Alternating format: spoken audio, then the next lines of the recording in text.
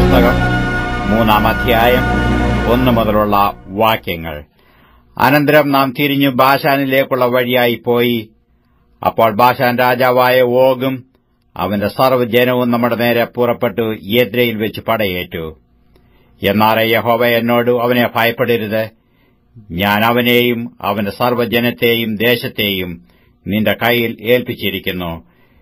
ഹെശ്ബോനിൽ പാർത്തിരുന്ന അമോരി രാജാവായ സീഹോനോട് ചെയ്തതുപോലെ നീ അവനോടും ചെയ്യും എന്ന് കൽപ്പിച്ചു. അങ്ങനെ നമ്മുടെ ദൈവമായ യഹോവ ബാശാൻ രാജാവായ ഓഗിനെയും അവന്റെ സകല ജനത്തെയും നമ്മുടെ കൈയിൽ ഏൽപ്പിച്ചു.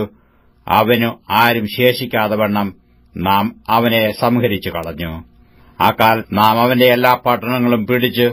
നാം അവരുടെ പക്കൽ നിന്ന് പിടിക്കാത്ത ഒരു പട്ടണവും ഉണ്ടായിരുന്നില്ല. ബാശാനിലെ ഓഗിന്റെ രാജ്യമായ 60 പട്ടണങ്ങളുള്ള അർഗോബ് ദേശമൊക്കെയും നാട്ടുപുറങ്ങളിലെ അനവധി ഊരുകളും പിടിച്ചു.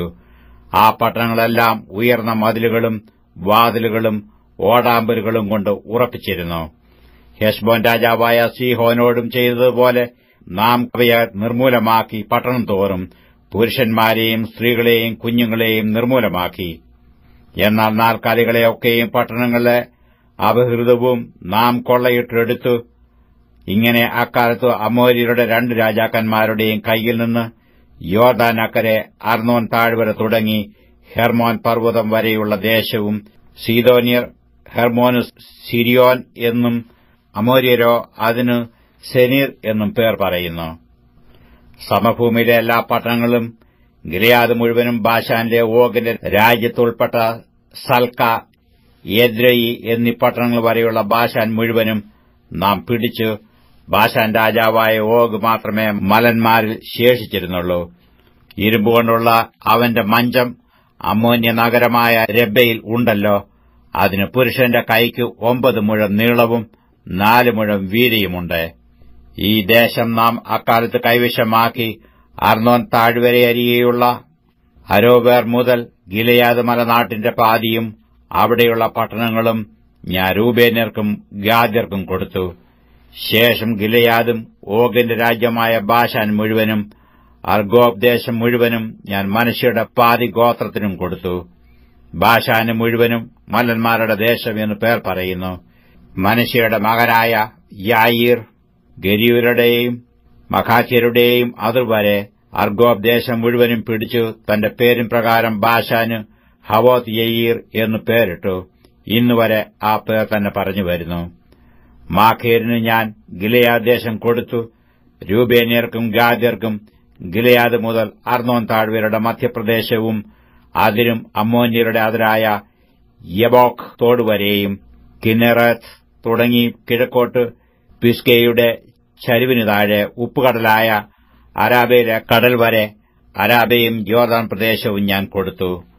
അക്കാലത്ത് ഞാൻ നിങ്ങളോട് ആജ്ഞാപിച്ചത്, നിങ്ങളുടെ ദൈവമായ യഹോവ നിങ്ങൾക്ക് ഈ ദേശത്തെ അവകാശമായി തന്നിരിക്കുന്നു.